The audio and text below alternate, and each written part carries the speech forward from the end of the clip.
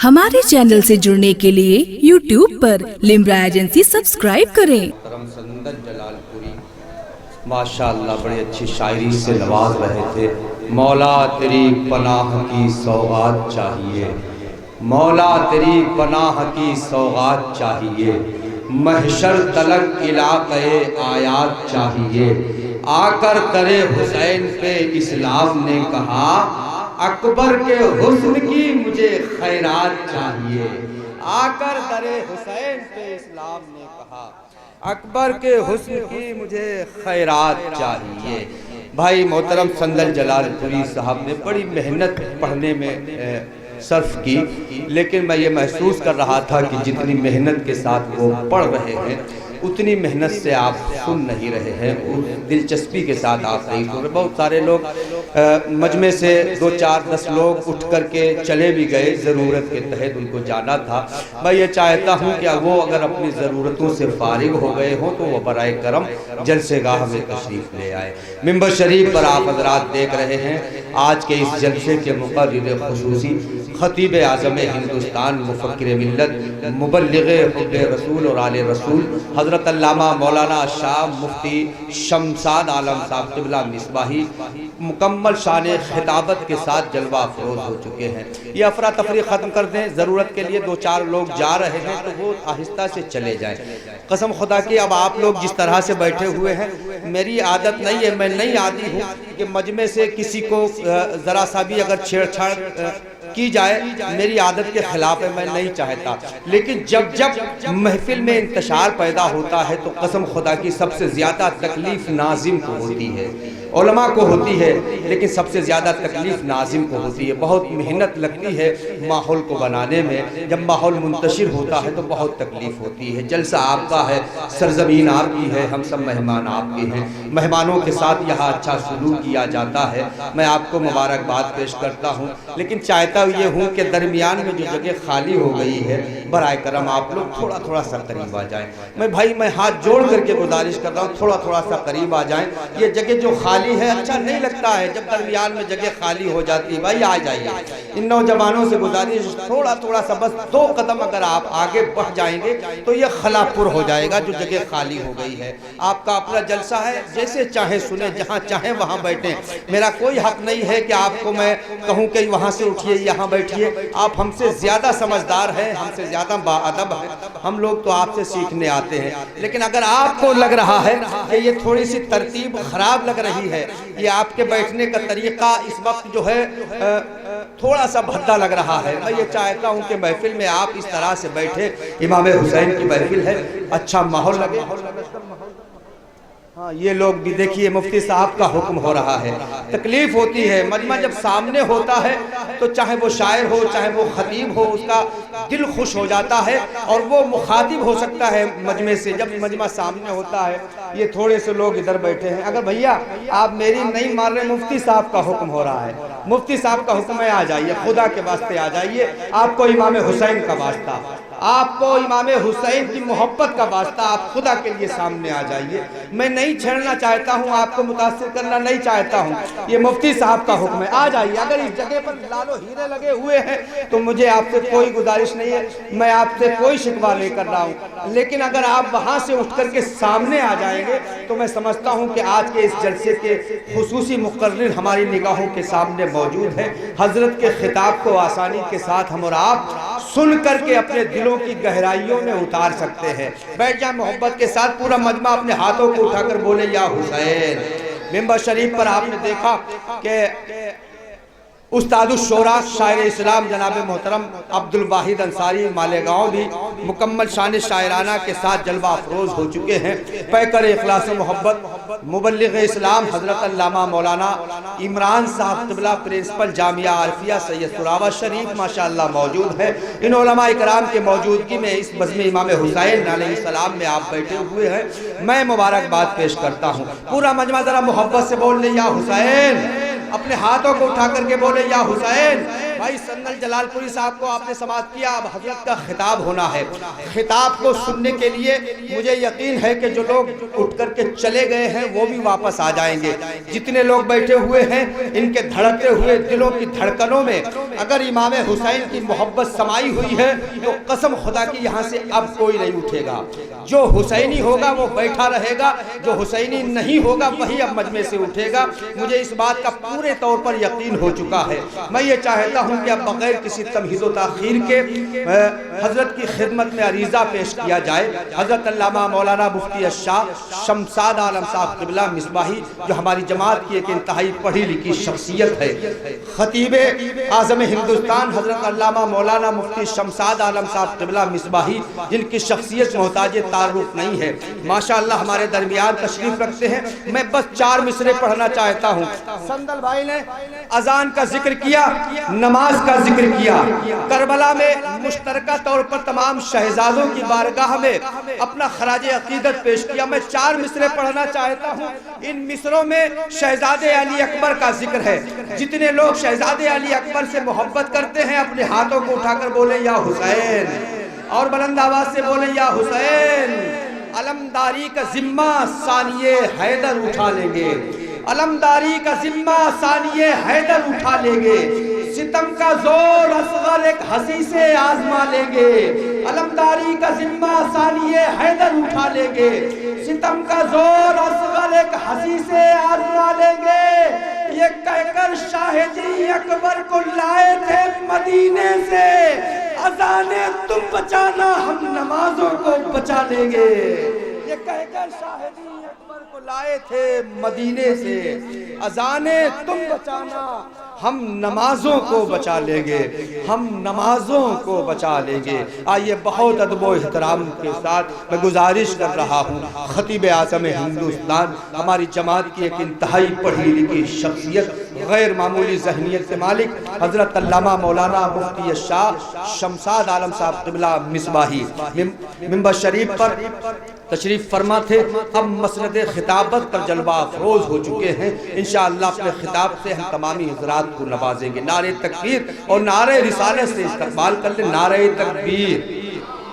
قسم خدا کی کبھی کبھی ایسا لگتا ہے جسے آپ کو دھکا لگانے کی ضرورت ہے، اتنا آپ لوگ سنجیدہ ہو جاتے ہیں، آپ کی سنجیدگی بالکل اچھی نہیں لگتی ہے۔ ہر مقام پر اپنے مقام پر ہر چیز اچھی لگتی ہے، اس وقت آپ کو سنجیدہ نہیں حسینی بن کر کے بیدار ہو کر کے بیٹھنا چاہیے۔ پورا مجمع ایمانداری کے ساتھ اپنے ہاتھوں کو اٹھا کر کے نعرے کا جواب دے، نعرہ تکبیر، نعرہ رسالت، ذکر امام حسین، فیضان امام حسین، علماء اہل سنت، علماء اہل سنت، نعرہ حیدری، نعرہ حیدری۔ گھروں کو چھوڑ کر احمد کے قبیلے نکلے، 7 سرور کے بہن بھائی بھتیجے نکلے، ظلم نے سوچا کہ جل جائے گی خیمے میں نماز، ہٹا کے راکھ جو دیکھا تو مصلی نکلے۔ الحمدللہ الحمدللہ الذی فضل سیدنا و مولانا محمدا علی العالمین جميعا وأقامه يوم القيامة للمذنبين المتلوثين الخطائين الهالكين شفيعا، وصلى الله تعالى على من هو محبوب ومرضي لديه صلاة تبقى وتدوم بدوام الملك الحي القيوم. أشهد أن لا إله إلا الله وحده لا شريك له، وأشهد أن محمدًا عبده ورسوله بالهدى ودين الحق أرسله. أما بعد، فأعوذ بالله من الشيطان الرجيم. بسم الله الرحمن الرحيم. إن الذين قالوا ربنا الله ثم استقاموا تتنزل عليهم الملائكة ألا تخافوا ولا تحزنوا وابشروا بالجنة التي كنتم توعدون. صدق اللہ العلی العظیم وصدق رسولہ النبی الامین الکریم ونحن علی ذلک لمن الشاہدین والشاکرین والحمد للہ رب العالمین۔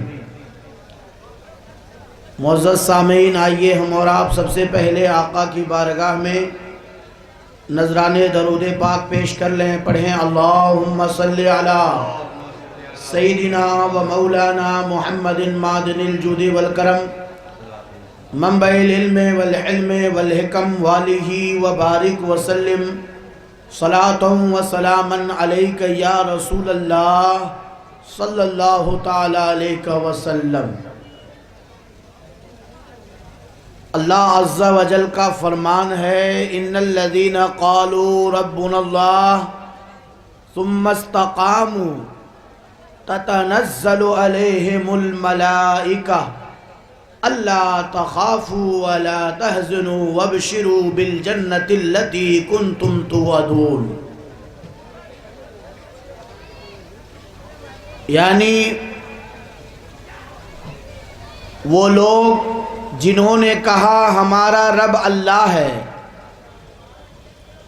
اور پھر اسی پر قائم رہے، اسی پر اٹل رہے، تو اللہ کے فرشتے ان کے پاس آتے ہیں اور آ کر کہتے ہیں اب تم خوف نہ کھانا، اب تم غم نہ کرنا، اللہ عز و جل نے تمہیں جنت کی خوشخبری عطا فرمائی ہے اور اس جنت کا وعدہ فرما دیا ہے جس کا تم سے اللہ تعالیٰ نے وعدہ فرما لیا تھا، اس جنت کی خوشخبری تمہیں دی گئی۔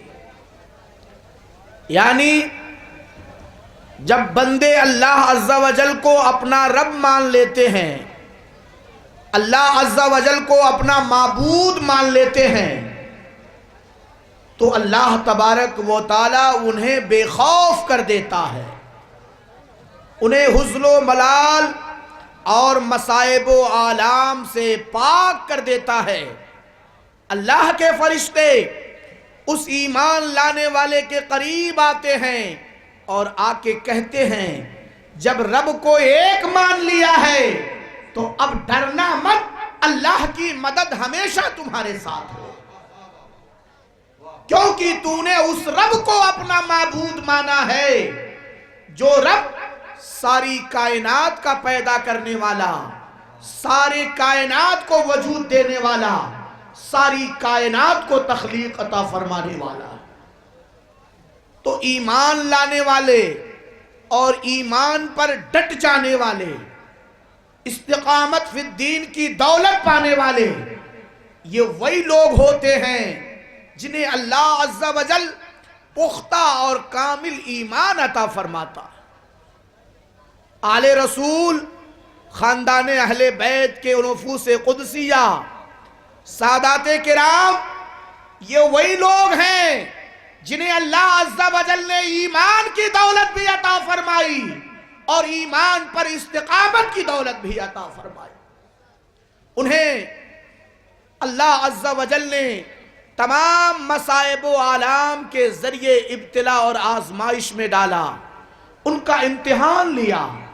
وہ رب جو مومنین کے بارے میں فرماتا ہے وَلَنَبْلُوَنَّكُمْ بِشَيْءٍ مِّنَ الْخَوْفِ وَالْجُوعِ وَنَقْصٍ مِّنَ الْأَمْوَالِ وَالْأَنفُسِ وَالثَّمَرَاتِ، اے میرے بندو ہم تمہیں آزمائیں گے، خوف کے ذریعے، بھوک کے ذریعے، مال کی کمی کے ذریعے، جان کی قربانی کے ذریعے۔ وہ رب آل رسول کو مال کے ذریعے بھی آزما رہا ہے، جان کے ذریعے بھی آزما رہا ہے، خوف کے ذریعے بھی آزما رہا ہے، دشمنوں کے ذریعے بھی آزما رہا ہے، اور وہ آل رسول ہے کہ ساری آزمائشوں کو ہنستے ہوئے قبول کر رہے ہیں اور ساری آزمائشوں میں استقامت فی الدین کے مرتبے پر فائز ہو رہے ہیں۔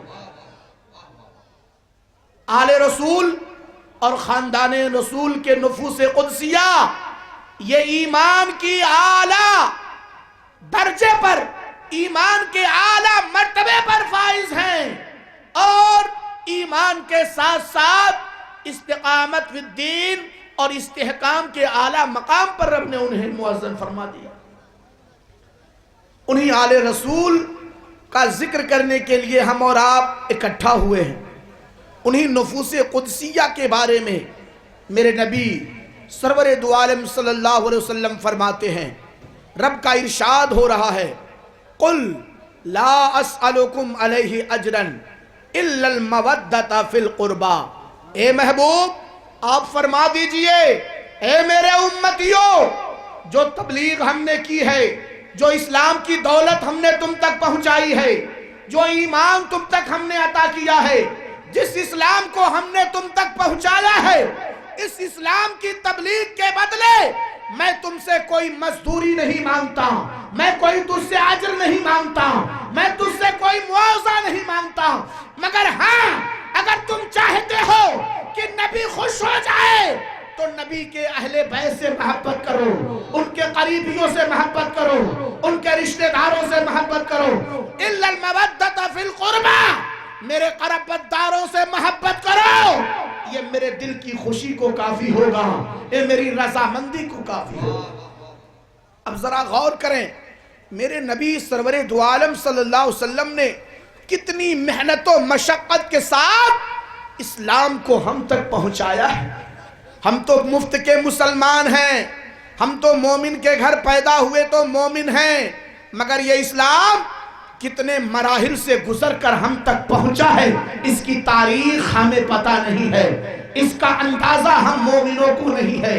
میرے مصطفیٰ سرور دو عالم صلی اللہ علیہ وسلم نے اس مقام پر جب فاران کی چوٹی پر آپ نے کھڑے ہو کر کے مکے والوں کو پکارا اور فرمایا، اے مکے کے لوگوں آؤ میں تم سے کچھ باتیں کرنا چاہتا ہوں۔ مکے کا بچہ پہاڑ کے دامن میں آ گیا، فاران کی چوٹی پر چڑھ کر میرے مصطفیٰ نے فرمایا تھا، اے مکہ والو تم نے مجھے کیسا پایا، تم نے مجھے کیسا دیکھا؟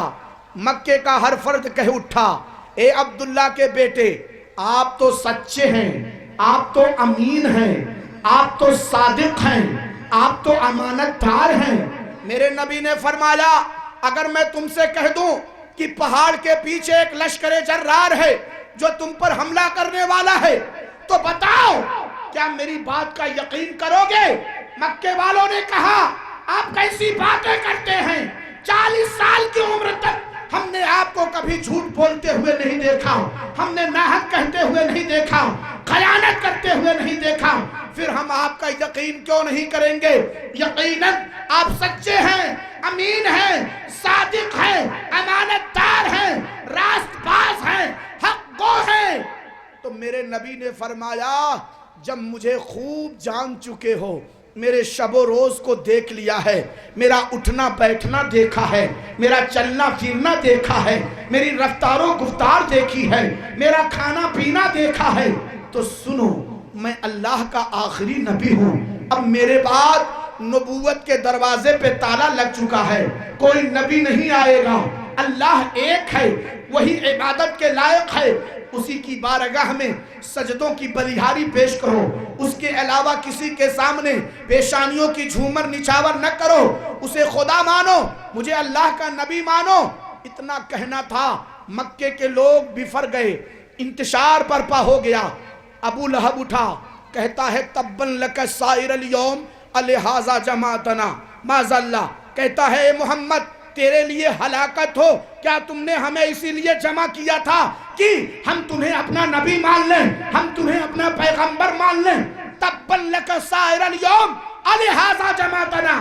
ابو جہل نے جب یہ بات کہی، سوچو میرے نبی کے دل کو کتنی ٹھیس پہنچی ہوگی، میرے آقا کے دل کو کتنا قلق پہنچا ہوگا، کتنا صدمہ پہنچا ہوگا، جس نبی نے بچپن سے لے کر 40 سال کی عمر تک انہیں سچائی اور دیانتداری کا سبق پڑھایا، ایک ہی لخت میں، ایک ہی لمحے میں ان کی حقانیت اور سچائی پر پانی پھیرنے والا ابو لہب آگے بڑھ گیا اور کہتا ہے تبن لک سائر اليوم الہذا جمعتنا، آپ کے لیے تباہی اور بربادی ہو، کیا آپ نے ہمیں اسی لیے جمع کیا؟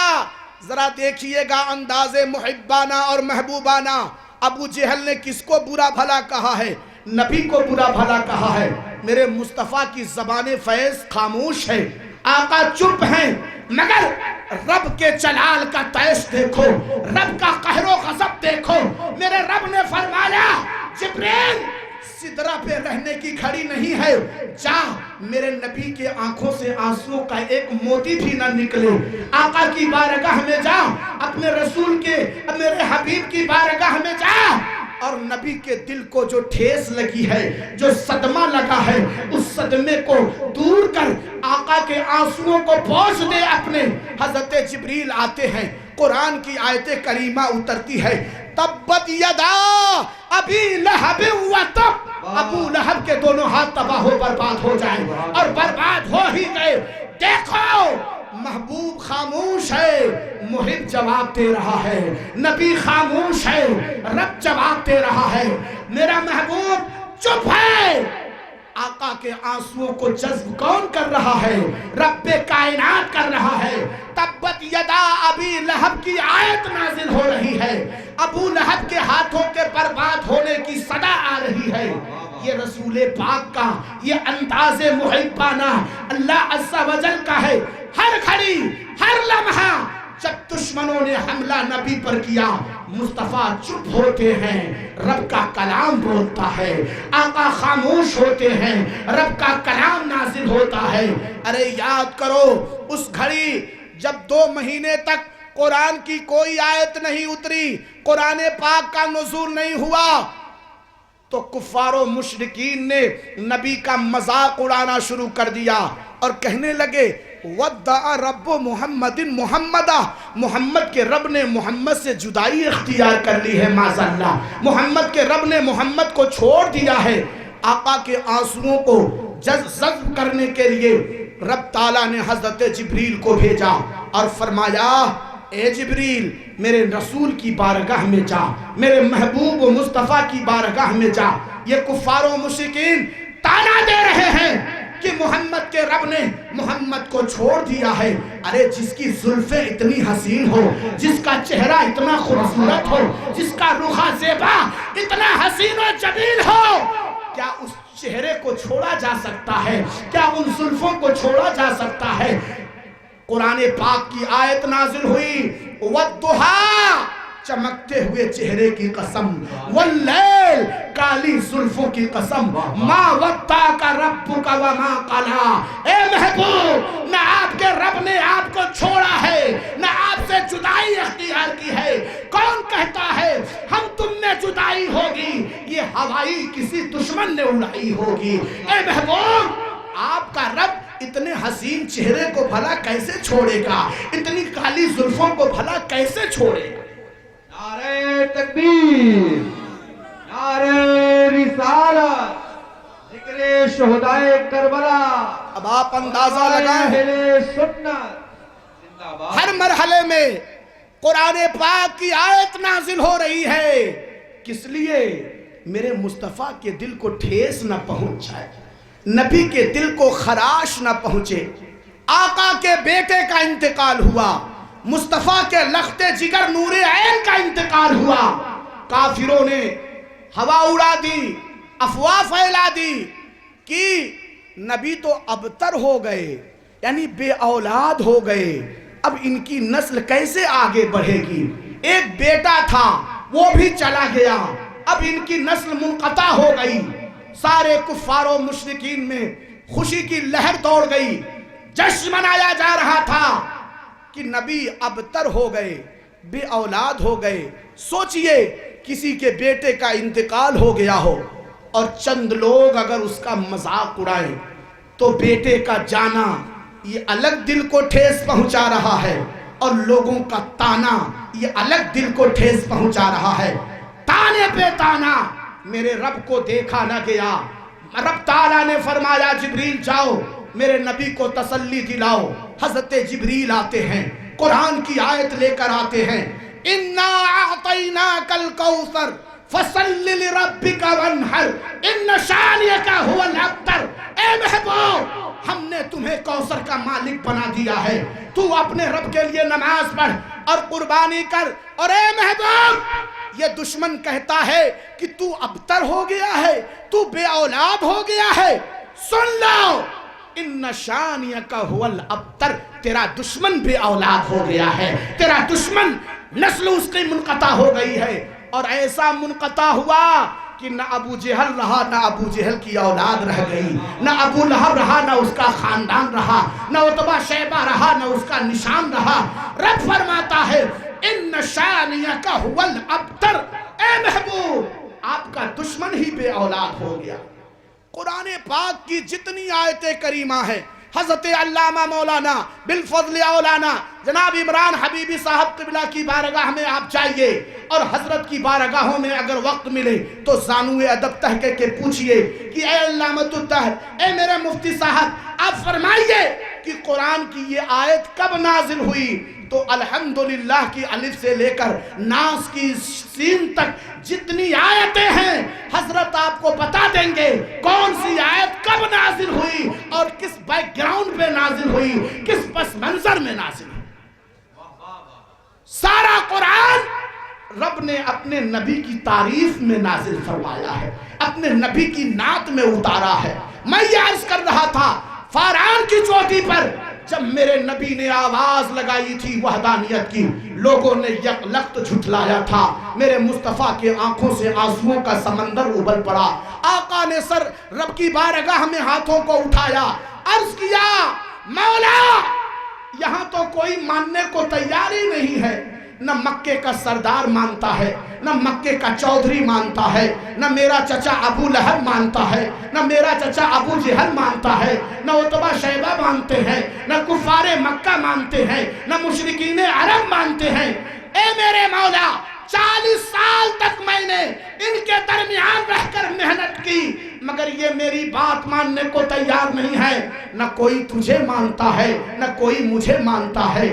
رب کا حکم ہوا اے میرے محبوب یہ دنیا والے نہیں مانتے ہیں نہ مانے، یہ مکہ والے نہیں مانتے ہیں نہ مانے، یہ کفار مکہ نہیں مانتے ہیں نہ مانے، مشرکین عرب نہیں مانتے ہیں نہ مانے، عتبہ شیبہ نہیں مانتے ہیں نہ مانے، ابو لہب و جہل نہیں مانتے ہیں نہ مانے، مکے کا سردار نہیں مانتا ہے نہ مانے، مکے کا چودھری نہیں مانتا ہے نہ مانے۔ اے میرے محبوب تم مجھے مانو میں تجھے مانو، تم مجھے خدا کہہ دو میں تجھے محبوب کہہ دو، تم مجھے رب العالمین کہہ دو میں تمہیں رحمت للعالمین کہہ دو، تو لا الہ الا اللہ کہہ دے میں محمد رسول اللہ کہہ دوں، اسی میں میری الوہیت اور تیری محبوبیت کا راز چھپا ہوا۔ تکبیر، نعرہ رسالت، ذکر شہدائے کربلا، فیضان امام حسین، خاندان امام حسین، علماء اہل سنت۔ اللہ عز و جل نے اپنے محبوب کے دل کی ڈھاس بندھائی ہے،